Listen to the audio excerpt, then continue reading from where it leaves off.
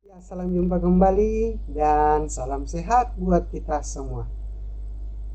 Di pertemuan kali ini, ya, di pertemuan kali ini kita akan membahas lanjutan dari minggu lalu, yaitu peranan TIK dalam kehidupan manusia. Nah, peranan TIK dalam kehidupan manusia ada dua, ya, dibagi atas dua yaitu teknologi dasar dan aplikasi teknologi. Oke, ada di buku cetak kalian halaman 134. Kita sama-sama lihat, ya. Oke. Nah, di peta konsep sudah jelas di situ dibagi atas dua, yaitu teknologi dasar dan aplikasi teknologi. Ya. Mengenai teknologi dasar, ya, kita sudah membahas waktu di pertemuan sebelumnya. Dan pada pertemuan kali ini kita akan membahas mengenai aplikasi teknologi. Nah, di sini di PowerPoint ini sudah ditampilkan 10 ya item yang termasuk dari aplikasi teknologi. Dan pada pertemuan kali ini kita akan membahas 5, yaitu e-commerce, pembayaran online, internet atau SMS banking, pembayaran digital, dan e-government, ya. Oke. Yang pertama yaitu e-commerce, ya, e-commerce. Perdagangan yang dilakukan dengan memanfaatkan jaringan telekomunikasi. Jadi e-commerce itu proses, ya, atau transaksi jual beli antara toko, ya, toko dan customer dalam internet, ya. Jadi transaksi toko dan customer memanfaatkan internet, ya. Jadi transaksi dilakukan di internet secara online. Nah, e-commerce ini mempunyai keuntungan baik di bidang baik di perusahaan atau toko dan kita sebagai customer. Oke. Di halaman 144 di situ dijelaskan manfaat e-commerce bagi perusahaan atau toko. Yang pertama yaitu perusahaan dapat menjangkau pasar yang lebih luas, ya. Oke, contoh nyatanya di situ misalkan pengusaha batik di Pekalongan. Dia bisa memasarkan jualannya ke Italia, ya, melalui e-commerce ini. Ataupun ya, ataupun uh, ya uh, toko toko furniture yang ada di Jepara, ya, dia memasarkan produknya ke Korea Selatan. Oke. Yang pertama, yang kedua, perusahaan tidak perlu membuka banyak cabang distribusi, ya. Jadi cukup satu saja menjadi pusat. Nah, dan tidak usah buka cabang di mana-mana, ya. Yang ketiga, mengurangi biaya yang dikeluarkan perusahaan karena perusahaan tidak perlu menyediakan toko yang besar dan pegawai yang banyak. Oke. Karena tidak usah membuka banyak cabang, maka tidak usah mempekerjakan, ya. Jadi tidak usah mempekerjakan atau mencari pegawai dan tidak usah menyediakan toko-toko yang lain, maksudnya di sini, ya. Yang keempat, oleh karena biaya yang dikeluarkan perusahaan dapat dikurangi, harga barang dapat dijual dengan harga lebih rendah, ya. Jadi harga barang ini bisa diminimalisir lah harganya, ya. Bisa dipress lagi. Yang kelima, barang yang dijual lebih murah dan dapat meningkatkan daya saing di perusahaan, ya, antar perusahaan. Nah, itu 5 keuntungan untuk perusahaan atau untuk toko di sini, dan kita akan lanjut ke keuntungan yang diperoleh oleh konsumen atau kita, ya. Satu, konsumen tidak perlu mendatangi toko untuk mendapatkan barang. Oke. Jadi kalau kita membeli barang yang ada di Bandung, ya, nggak usah kita ke sana. Cukup memesan saja lewat e-commerce, ya. Maka barang itu akan dikirimkan ke rumah kita. Yang kedua, pembeli dapat menghemat waktu dan biaya transportasi berbelanja. Ya, jadi kalau kita ya yang kayak tadi, ketika barang yang ada di Bandung kita nggak usah ke Bandung ya, menghemat transportasi kita dan waktu kita. Yang ketiga, mempunyai lebih banyak pilihan karena membandingkan semua produk yang ada di internet. Jadi di e-commerce ini kita dapat membandingkan harga ya, jadi kita bisa mendapatkan harga yang termurah dengan kualitas yang sama ya. Jadi kita melihat-lihat di toko-toko yang ada di e-commerce dengan barang yang sama, lalu kita membandingkan harganya dengan kualitas yang sama. Jadi kita sebagai customer itu bisa membandingkan harganya. Yang kelima, harga barang yang dibeli menjadi lebih murah. Ya, sesuai yang itu tadi, karena adanya yang di perusahaan tadi, keuntungan di perusahaan, barang yang dijual lebih murah. Nah, di e-commerce ini disediakan halaman web yang biasanya disebut marketplace. Yaitu marketplace adalah halaman web internet yang memungkinkan penggunanya membuka toko online dan menampilkan barang yang dijual di halaman web mereka. Jadi e-commerce ini menciptakan wadah atau tempat untuk memasarkan jualan toko yang disebut dengan marketplace. Ya. Contoh marketplace yang ada saat ini yaitu mungkin Shopee, Lazada, Tokopedia ya, dan lain-lain. Oke. Yang kedua, pembayaran online. Layanan internet yang memungkinkan pengguna melakukan pembayaran secara online ketika melakukan transaksi di internet. Oke, jadi pembayaran online itu masuk di dia masuk menjadi orang ketiga ya, atau pihak ketiga untuk transaksi di dalam internet.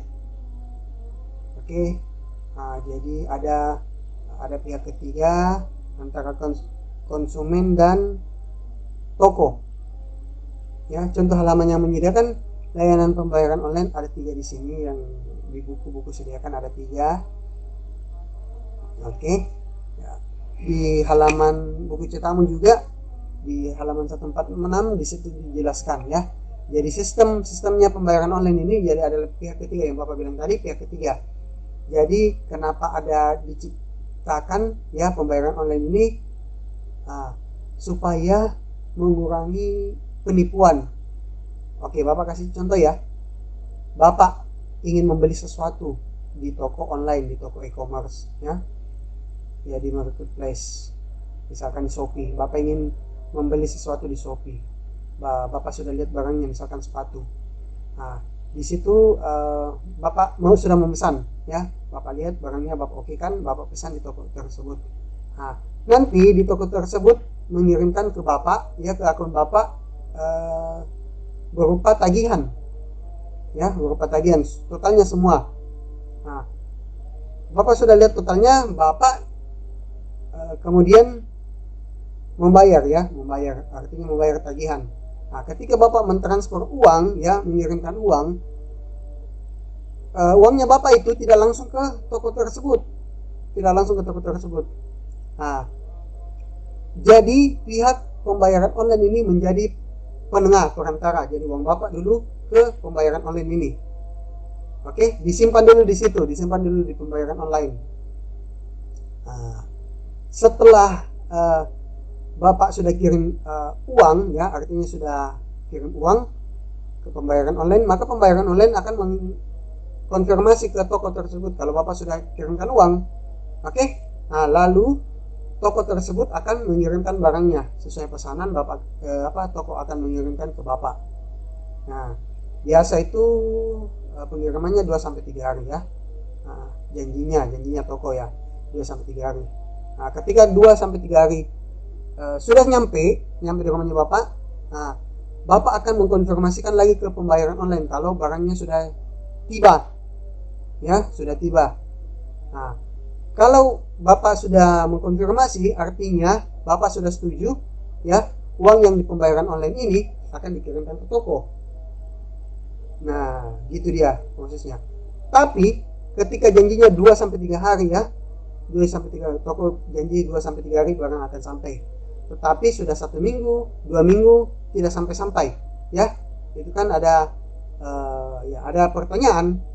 Nah, Bapak sebagai pihak yang pembeli akan mengkonfirmasi kalau barangnya belum sampai, saya ingin uang saya kembali ya, maka pembayaran online akan mengembalikan uang kita. Dia tidak akan meneruskan ke toko itu ya, jadi dia akan mengembalikan sepenuhnya 100% uang kita ya, jadi tidak ada penipuan di sini. Oke, itulah contohnya itulah manfaat diciptakan pembayaran online. Jadi dia pembayaran online ini adalah pihak ketiga. Next, internet dan SMS banking. Internet banking adalah layanan perbankan yang dilakukan dengan menggunakan internet. Sedangkan SMS banking adalah layanan perbankan dari bank yang dilakukan dengan menggunakan SMS. Prosesnya sama, ya, manfaatnya sama, cuman yang membedakan adalah ya, kalau internet banking kita menggunakan memanfaatkan internet, kalau SMS banking kita memanfaatkan pulsa kita, ya, pulsa kita. Nah, di sini Bapak tidak terlalu membahas ini, ya, di buku Citarum juga sudah ada di situ. Ya, kenapa Bapak tidak membahas? Karena ya mungkin kalian belum bisa menggunakan ini, ya. Tapi manfaat diciptakan ini untuk memudahkan baik di pihak bank maupun pihak pihak nasabah. Contoh, Bapak kasih contoh ya. Nah, ketika Bapak ingin mentransfer sesuatu, Bapak tidak usah ke bank atau Bapak tidak usah ke ATM, ya. Bapak cukup di rumah saja, pegang handphone lalu mengirimkan sejumlah uang ke rekening yang Bapak tuju, ya, dengan memanfaatkan internet banking. Kalau tidak ada internet ya kita manfaatkan SMS banking, sama prosesnya ya, cuman ya, kalau internet banking menggunakan internet, SMS banking menggunakan SMS, menggunakan pulsa. Satu menggunakan kuota, satu menggunakan pulsa. Next,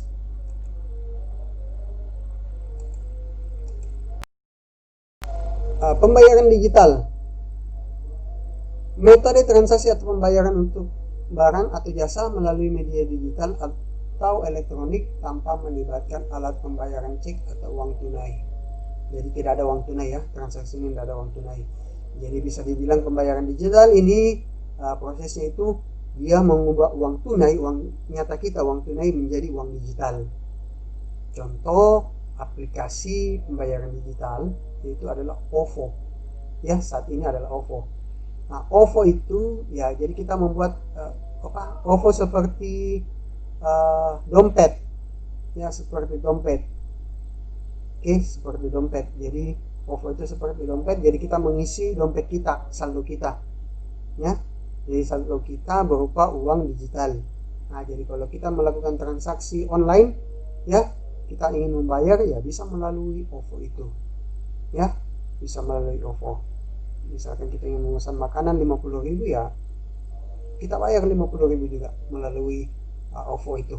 Nah, oke, kemudian e-government. E-government di sini pemanfaatan teknologi informasi dan komunikasi dalam bidang pemerintahan. Ya, contoh nyata di halaman 151 di buku cetak kalian. Oke, kita perhatikan sama-sama. Ada satu contoh e-government itu, yaitu kantor imigrasi, ya. Ya, kalau kantor imigrasi itu di situ kita membuat paspor, ya, paspor untuk sebagai identitas kita atau buku identitas kita ketika kita ingin ke luar negeri, ya, ke Malaysia, ke Thailand, Singapura, ya. Nah, di situ kalau pernah pengalaman Bapak untuk mengurus paspor itu, ya agak ribet, ya, agak banyak prosesnya. Kenapa Bapak bilang ribet? Karena banyak prosesnya, ya. Belum mendaftar inilah, kemudian sudah mendaftar ini, ke sini lagi, ke ruangan ini, ruangan itu, ya. Belum antrinya lagi. Maka diciptakanlah e-government ini, ya, Jadi dia mendaftar secara online. Nah, semua biodata kita diisi melalui internet ya, melalui e-government itu, baik nama, pokoknya semua identitas kita lah ya, semua identitas kita. Kemudian ketika sudah jadi, nanti akan dikonfirmasi dari pihak kantor imigrasi kalau paspor kita jadi. Nah di situ baru kita ke kantor imigrasi untuk mengambil paspor kita sudah jadi. Nah ya, itu salah satu mungkin contoh dari e-government. Oke. Nah, jadi untuk pertemuan kali ini kita sudah membahas 5, yaitu e-commerce ya, pembayaran online, SMS banking, internet banking dan SMS banking. Yang keempat pembayaran digital, dan yang kelima e-government. Oke. Ya. Oke, pembahasan pada pertemuan kali ini cukup sampai di sini. Bapak sudah siapkan tugas di Edmodo kelas, jadi siapkan